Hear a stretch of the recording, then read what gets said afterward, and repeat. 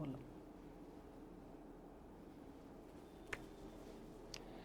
काहै रीछ पत सुन हनुमाना, का चुप साधि रहो बलवाना। पवन तनय बल पवन समाना, बुद्धि विवेक विज्ञान निधाना। जी हाँ प्यारे साथियों, स्वागत है आप सभी का आपके अपने प्यारे यूट्यूब चैनल लक्ष्य क्लासेस पर। प्यारे साथियों, जैसा कि आज आप लोग देख पा रहे होंगे थंबनेल में बदलाव है और ये जो मॉक टेस्ट लेके मैं आपके समक्ष उपस्थित हुआ हूं, मुझसे पहले ये सारा सेट आपके दिशांत सर करवा रहे थे, जिसमें उन्होंने बड़ी कुशलता से 33 सेट तक करवाया है और बेहतरीन प्रश्नों का संकलन आप लोगों के समक्ष उन्होंने रखा है। अब उसी सीरीज को मैं आगे बढ़ाऊंगा और ये आपका आज शुरू होगा 34वां सेट। और उसी के साथ मैं आपको और जानकारी देना चाहूँगा, जो मैं अचूकवार सीरीज लेकर आ रहा था यूपी ट्रिपल एससी पेट एग्ज़ाम 2025 को टारगेट करके 13 वीडियो आप लोगों के लिए प्लेलिस्ट में उपलब्ध है। आप लोग वहां से अध्ययन कीजिएगा। जब एग्ज़ाम आपका नज़दीक आएगा तब पेट एग्ज़ाम को टारगेट करके मैं आपके समक्ष मैराथन क्लास लेके उपस्थित होऊंगा। देखिए, यहाँ से आप यूट्यूब पे जाइएगा। यूट्यूब पे मैं आपको बता रहा हूँ और कैमरे के सामने ले आके आ रहा हूँ। ये देखिएगा, यहाँ पे लक्ष्य क्लासेज आप सर्च करेंगे और लक्ष्य क्लासेज यहाँ पे आ जाएगा। तो यहाँ पे एक बार क्लिक और करेंगे। क्लिक करने के बाद आप यहाँ पे थोड़ा ऊपर जाएंगे, होम लिखा है, होम के बाद वीडियोज़ लिखा है, वीडियोज़ के बाद शॉर्ट्स लिखा है, उसके बाद लाइव लिखा है, लाइव के बाद प्लेलिस्ट वाले कॉलम पे जाइएगा, एक बार क्लिक कीजिएगा। उसके बाद ये पहली प्लेलिस्ट रीजनिंग की डीके सर की आती है, फिर दूसरी प्लेलिस्ट आपकी करंट बम वाली क्लास की आती है, फिर तीसरी प्लेलिस्ट अशोक सर की यूपी ट्रिपल एससी पेट से संबंधित जो क्लास हुई थी उसकी आती है, और उसके बाद मेरी प्लेलिस्ट आती है यूपी ट्रिपल एससी पेट 2025 को टारगेट करके जो मैंने ये सारे वीडियो बना रखे हैं, ये आपके समक्ष आ जाएगा। पूरा का पूरा 13 वीडियो है, आप इसको ज़रूर दीजिएगा, देखिएगा, ये आपके अध्ययन अध्यापन में बहुत ही कारगर साबित होगा। चलिए आगे चलते हैं हम आज की क्लास पे और बेहतरीन चर्चा करते हैं। आप लोगों से आग्रह है कि वीडियो को ज़्यादा से ज़्यादा शेयर कर दीजिए और एकदम मज़े से समास की क्लास लेते हैं। दिशांत सर ने बहुत कुशलता से आपको प्रश्नों का संग्रह आपके समक्ष उपस्थित किया और दिया, आप लोगों ने अच्छे से पढ़ा और आज से आप मेरे साथ जुड़िए और आगे चलते हैं। समास प्रकरण पे चर्चा करते हैं, मौखिक बातें जानेंगे। समास क्या है? सम और आस, सम माने बराबर और आस माने आसन, यानी कि दो पदों को एक साथ अगर जहां पे बैठा दिया जाए वो नया अर्थ देने की सक्षमता रख दे, आ जाए उसमें, तो उसको क्या कहते हैं? समास। अब देखिएगा, इसी आपके समक्ष आ गया है और पहला प्रश्न क्या है भैया, ध्यान से देखिएगा और पढ़िएगा। वीडियो को ज्यादा से ज्यादा शेयर कर दीजिए, मेरे साथ बने रहिए। और शब्द क्या लिखा गया है? शब्द लिखा गया है, कहोगे गुरुजी, शब्द लिखा गया है बनवासी। शब्द में समास है, अब बताना है बनवासी शब्द में समास। और 4 विकल्प आपके समक्ष रखे गए हैं। पहला विकल्प है द्विगु, दूसरा है द्वंद्व, तीसरा है तत्पुरुष और चौथा है कर्मधारय। अब चारों में से बताना है आपको कि वनवासी में कौन सा समास होगा। प्रथम पद संख्यावाची हो और समस्त पद समाहार का बोध कराए तो द्विगु समास, और दोनों पद प्रधान हो, एक दूसरे के विपरीतार्थी हो और बीच में योजक चिन्ह लगे तो द्वंद्व समास। तत्पुरुष समास, दूसरा पद प्रधान हो, दूसरे पद के अनुसार अर्थ बदले, तत्पुरुष समास। कर्मधारय, एक पद विशेषण, एक पद विशेष। विशेषण पहले हो सकता है, विशेष से बाद में हो सकता है, विशेष से पहले हो सकता है, विशेषण बाद में हो सकता है, उपमेय पहले हो सकता है, उपमान बाद में होगा, उपमान पहले होगा और उपमेय बाद में होगा, तो वहाँ पे कर्मधारय। तो जिसके बारे में बताया जाए उसे विशेष कहेंगे, जो बातें बताई जाएं उसे विशेषण कहेंगे। और जिसकी तुलना की जाए उसे उपमेय कहेंगे, जिससे तुलना की जाए उसे उपमान कहेंगे। अब बताओ, तो वनवासी को हम तोड़ने का प्रयास करेंगे, विग्रह करेंगे, तब पता चलेगा कि इसमें कौन सा समास है। तो अब ये बताओ, वनवासी को दो खंडों में तोड़ने का काम करें तो तोड़ने से पता चल जाएगा किस समास में जाएगा। जैसा कि मैंने बताया, प्रथम पद संख्यावाची, तो भैया संख्यावाची तो नहीं है, तो यहाँ पे द्विगु नहीं होगा। तो क्या दोनों पद प्रधान हैं या बीच में योजक चिन्ह आया? नहीं आया, दोनों पद प्रधान नहीं, इसलिए द्वंद्व भी नहीं। अब यहाँ पे क्या है, तत्पुरुष और कर्मधारय में थोड़ा सोचना पड़ेगा, तो हम विग्रह कर लेते हैं। क्या भैया, वन में वास करने वाला, इसको हम तोड़ सकते हैं। क्या लिख सकते हैं? वन में वास करने वाला। यहाँ पे क्या लिखेंगे? वन में वास करने वाला, वास करने वाला। तो इसके लिए ये देखिएगा, यहाँ पे में आया तो अधिकरण तत्पुरुष होगा। क्या होगा भैया? अधिकरण तत्पुरुष होगा, क्योंकि आपको पता होना चाहिए कि जब हम तत्पुरुष समास का भेद करने लगते हैं तो कारक चिन्हों के आधार पर भी हम भेद करते हैं। वैसे तो कारक हमारे कितने होते हैं? कारक भैया हमारे 8 होते हैं, क्योंकि प्रथमा कर्ता ने द्वितीय कर्म को और तृतीया करण से के द्वारा, चतुर्थी संप्रदान को के लिए, के वास्ते, के हेतु, के निमित्त, और उसके बाद चतुर्थी हो गया पंचमी अपादान से अलग होने के अर्थ में, षष्ठी संबंध काकी के रारी रे नानी ने, और सप्तमी अधिकरण में पर, और अष्टमी संबोधन हे भो अरे, जिसमें भी इसमें आदिबोधक चिन्ह लगा के हम पता लगाते हैं। लेकिन मैं आपको बताऊं, कर्ता और संबोधन को छोड़कर कर्म से लेके अधिकरण तक समास के कारक चिन्हों के आधार पर तत्पुरुष समास के 6 भेद होते हैं, और में लगा है इसलिए यहाँ पे क्या होगा? यहाँ पे क्या होगा? अधिकरण तत्पुरुष होगा। क्या भैया? अधिकरण तत्पुरुष होगा। और इसमें दूसरा क्या होगा? अधिकरण तत्पुरुष होगा, और जिसमें दूसरा पद प्रधान होता है वहां पे तत्पुरुष समास होता है। चलिए आगे बढ़ते, वीडियो को शेयर कर दीजिए और एकदम चैतन्यता के साथ उत्तर दीजिए, बिल्कुल गलती नहीं होनी चाहिए। बेहतरीन प्रश्नों की श्रृंखला मैं आप लोगों के समक्ष लेके उपस्थित हुआ हूं। बताइए, मनोहर का समास विग्रह बताए। ये बताओ कि विग्रह माने होता क्या है? कहोगे गुरुजी तोड़ना होता है, तो संधि माने भी तोड़ना या अलग करना होता है, लेकिन जिस शब्द में समास होता है उसको तोड़ने की प्रक्रिया को विग्रह कहते हैं। और एक बात मैं और बताना चाहूँगा, तब तक आप लोग उत्तर दीजिए। भैया ये विग्रह शब्द जो है, विग्रह शब्द जो है ये किसी की पर्यायवाची भी है। कहोगे गुरुजी किसकी पर्यायवाची है, जरा बताइए। विग्रह शब्द भैया ये देह की पर्यायवाची है। किसकी?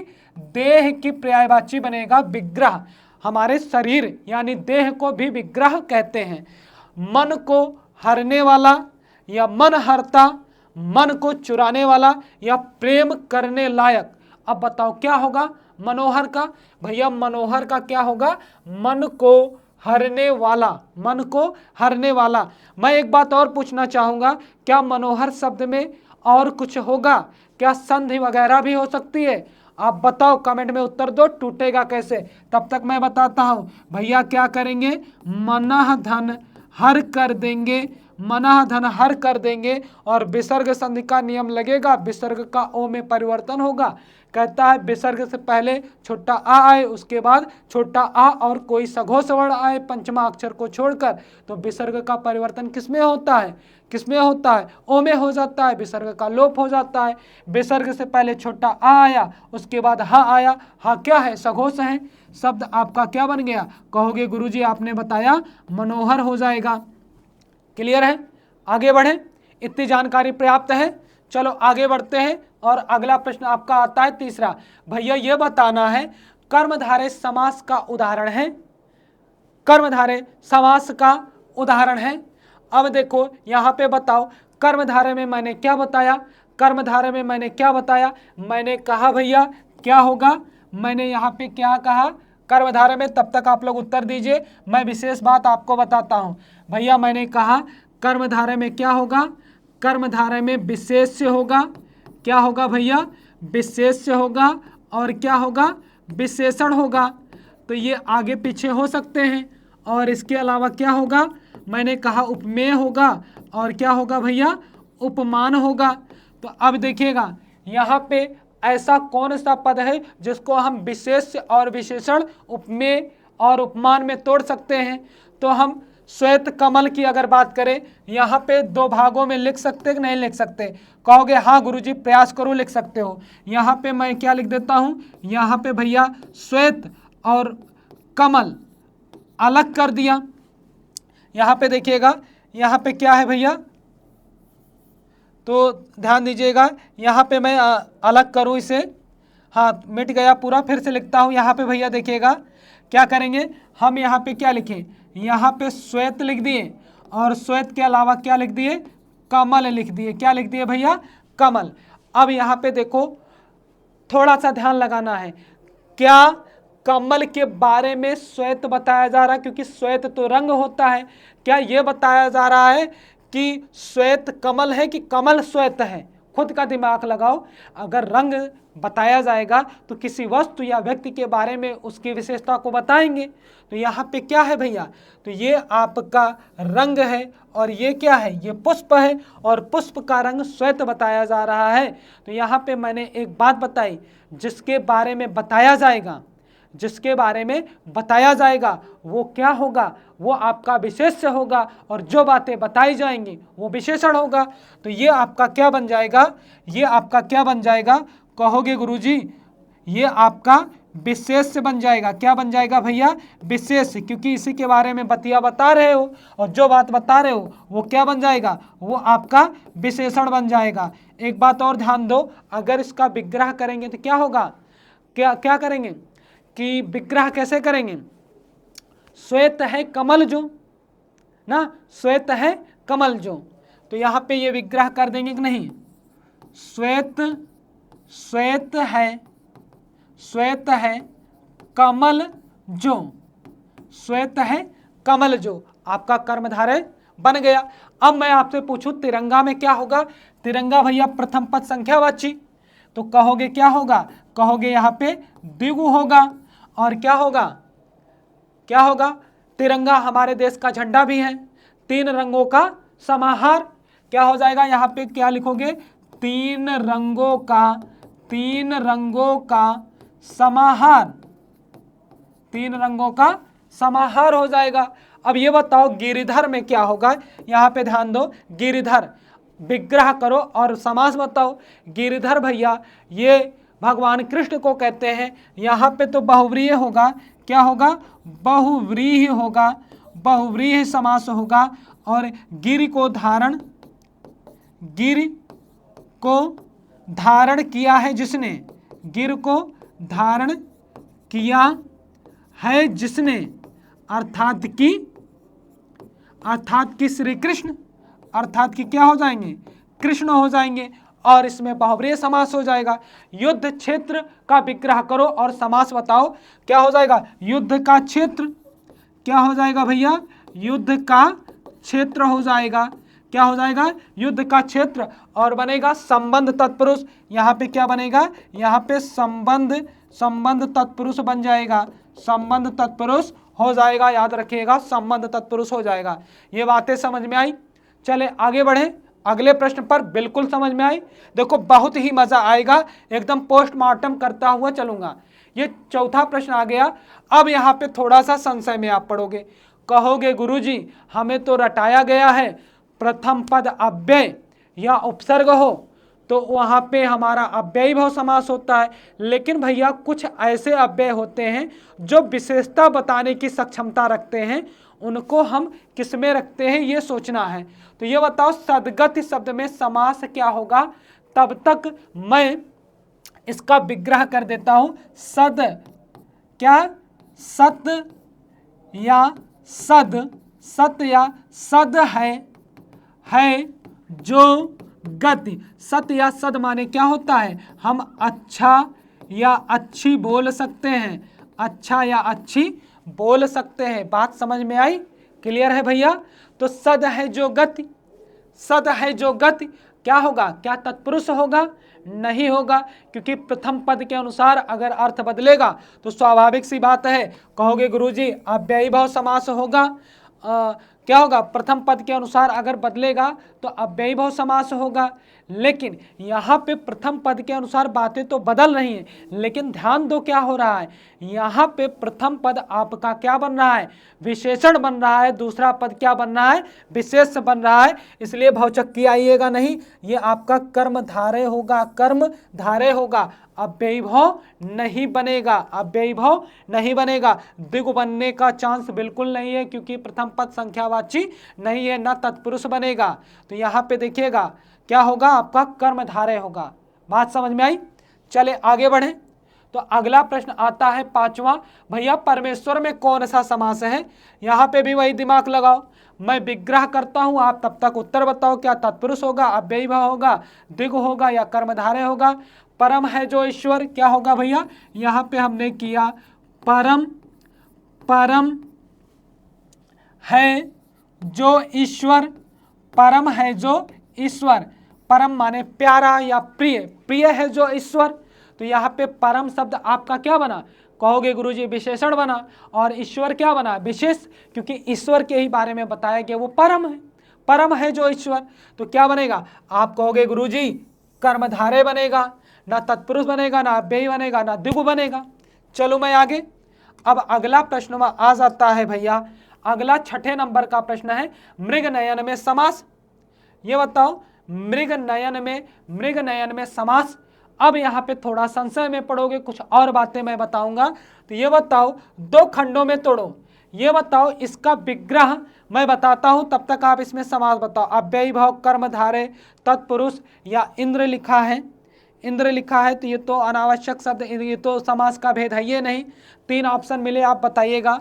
तो मृग नयन का विग्रह मैं कहता हूं, तो मृग देखेगा, यहाँ पे अगर मैं मृग लिख देता हूं और यहाँ पे क्या अलग करके मैं नयन लिख देता हूं, ये बताओ, थोड़ा सा दिमाग लगाओ, ये बताओ नयन के समान मृग होगा कि मृग के समान नयन होगा, मृग के समान नयन वाला या मृग के समान नयनों वाले, मृग के समान नयन वाला, क्योंकि मृग नयनी नहीं है, मृग नयन है।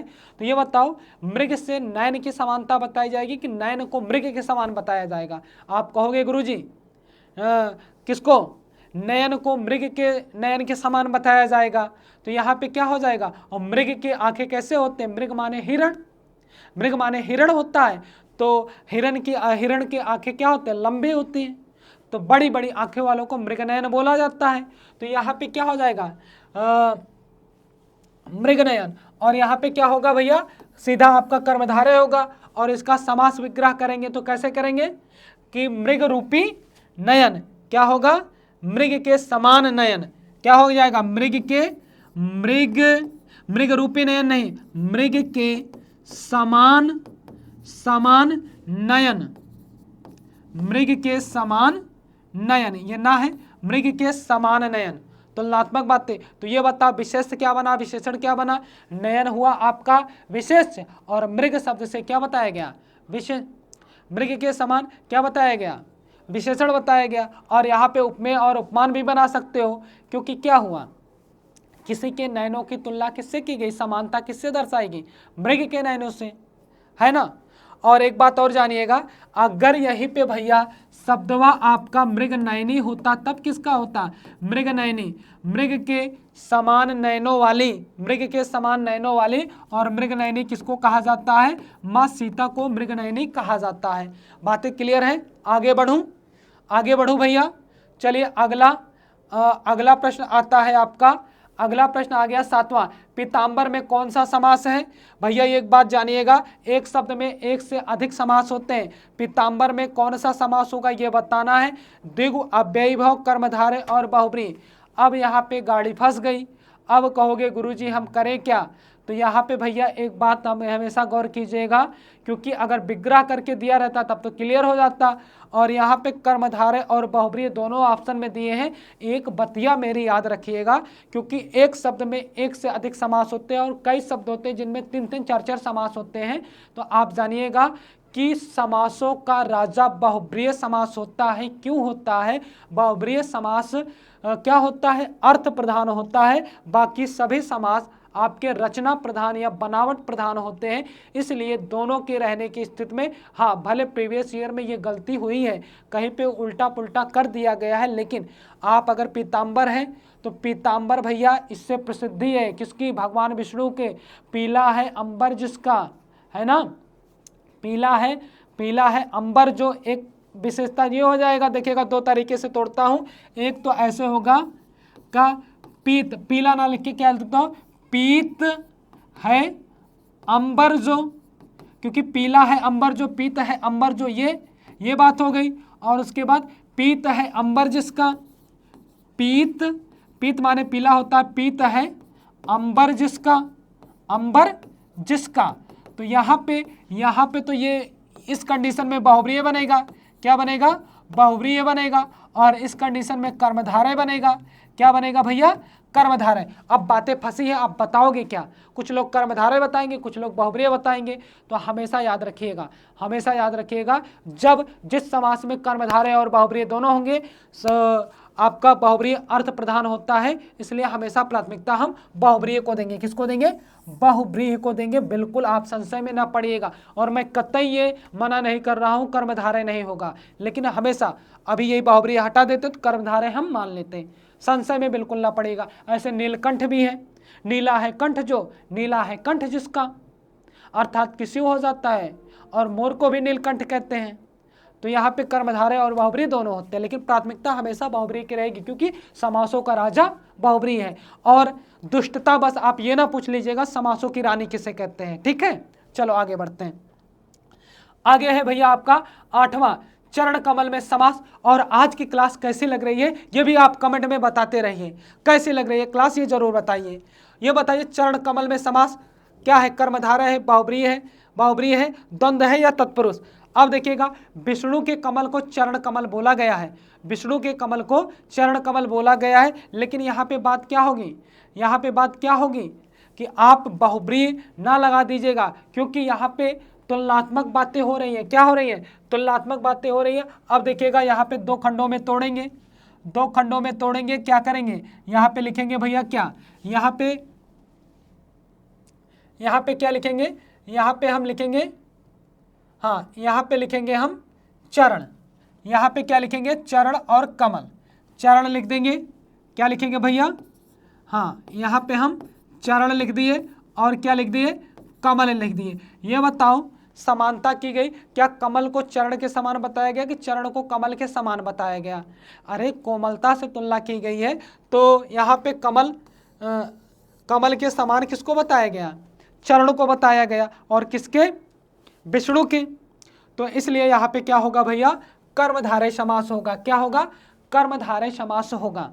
ठीक है, क्योंकि आगे बहुब्रीहि समास नहीं होगा, क्योंकि चरण कमल सिर्फ उनके ही कमलों को नहीं, कभी लक्ष्मी के कमलों को या देवताओं के कमलों को, देवताओं के चरणों को भी चरण कमल बोला जाता है। लेकिन उनके प्रसिद्धि किसकी है?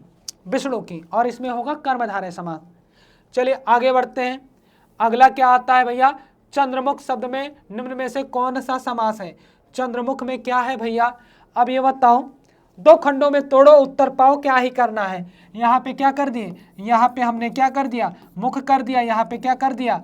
चंद्र कर दिया। ये बताओ चंद्र रूपी मुख कि मुख रूपी चंद्र? आप बताओ क्या होगा? चंद्र रूपी मुख होगा, मुख चंद्र तभी बोला जाएगा। तो इसका विग्रह कैसे करेंगे? क्या रखेंगे?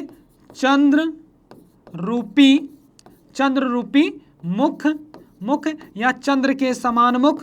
क्या करेंगे? चंद्र के समान मुख करेंगे भैया। तो क्या हो जाएगा? यहाँ पे उपमेय और उपमान बता दो। तो जो छोटा होगा, जिसकी तुलना, जिसकी समानता दर्शाएंगे उसे उपमेय कहेंगे, और जिससे दर्शाएंगे वो उपमान होगा। मुख आपका क्या हो जाएगा? उपमेय, और चंद्र क्या हो जाएगा? उपमान हो जाएगा। आगे बढ़े और क्या होगा? यहाँ पे आपका भैया कर्मधारय होगा। क्या होगा? कर्मधारय होगा। चलिए आगे बढ़ते हैं। काली मिर्च शब्द में कौन सा समास होगा? काली मिर्च शब्द में कौन सा समास होगा? क्या द्वंद्व होगा? दोनों पद प्रधान थोड़ी है। या कर्मधारय अव्ययी भाव या बाहुव्रीहि? तो भैया काली मिर्च में हमेशा क्या होगा, कर्मधारय होगा। क्यों होगा ये जानिएगा, क्योंकि यहाँ पे ऐसे दो खंडों में हमेशा तोड़ लिया कीजिए, काली और मिर्च कीजिएगा। काली मिर्च, काली है जो मिर्च, कैसे करोगे, काली है जो मिर्च। तो यहाँ पे देखो मिर्च के बारे में बताया गया काली है कि काली के बारे में बताया गया मिर्च है? कहोगे गुरुजी मिर्च के बारे में बताया गया काली है, तो ये क्या हो जाएगा, ये आपका विशेष्य होगा और काली शब्द आपका विशेषण हो जाएगा। बातें पूरी। चलिए आगे बढ़ते हैं। आगे आपका अगला प्रश्न आता है 11वां, गुरुदेव शब्द में समास। अब यहाँ पे क्या अव्ययी भाव होगा, तत्पुरुष होगा, बाहुव्रीहि होगा या कर्मधारय होगा?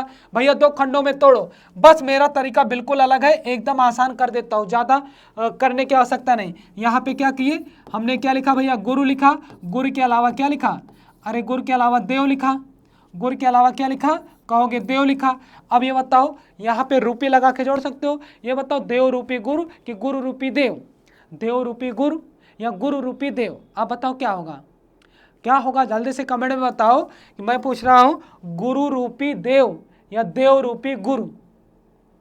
क्या होगा भैया, देव रूपी गुरु होगा, क्योंकि गुरुदेव बोला जाता है देवता। गुरु की तुलना किससे, गुरु की समानता देवताओं से दिखाई गई, तो क्या होगा, देव रूपी गुरु। गुरु रूपी देव नहीं, देव रूपी गुरु। अब ये बताओ ये आपका क्या हो गया, गुरु को देवता के समान बताया गया, गुरु क्या हो गए, गुरु आपका उपमेय हो गया और देव आपका उपमान हो गया। बात समझ में आई? तो क्या होगा भैया, आपका कर्मधारय होगा, कुछ सोचना नहीं, कर्मधारय समास होगा। आगे चलते हैं। अगला आपका 12वें नंबर का प्रश्न आया, परमानंद में समास है, बताओ द्वंद्व है, कर्मधारय है, अव्ययी भाव है या बाहुव्रीहि समास? अब कहोगे गुरुजी यहाँ पे दो खंडों में तोड़ो, यहाँ पे ये करो, यहाँ पे ये करो, लिखो परम और परम के बाद क्या लिखोगे, लिखोगे आप आनंद, यानी कि मेरा नाम। अब ये बताओ परम है जो आनंद, परम है जो आनंद, परम है जो आनंद, ये कर दोगे। अब बताओ आनंद के बारे में परम शब्द से बताया गया, ये आपका विशेष्य बन गया, ये आपका विशेषण बना और उत्तरवा क्या हुआ, कर्मधारय हुआ। आगे बढ़े, कर्मधारय हुआ, आगे बढ़े। अब 13 नंबर का प्रश्न आया, कौन सा शब्द कर्मधारय समास नहीं है? कहने का आशय ये भैया कि इनमें से तीन तो कर्मधारय होंगे, तीन तो क्या होंगे, तीन तो कर्मधारय होंगे और एक कोई होगा जो कर्मधारय नहीं होगा, कर्मधारय नहीं होगा। अब ये बताओ यहाँ पे नीलगाय दिया गया, प्रियसखा दिया गया, कृताकृत दिया गया और विद्याभ्यास दिया गया, ये डी वाला नहीं होगा क्योंकि विद्या का अभ्यास क्या हो जाएगा, ऐसे तोड़ोगे ना, कहोगे गुरुजी हम इसको ऐसे तोड़ेंगे, विद्या का अभ्यास,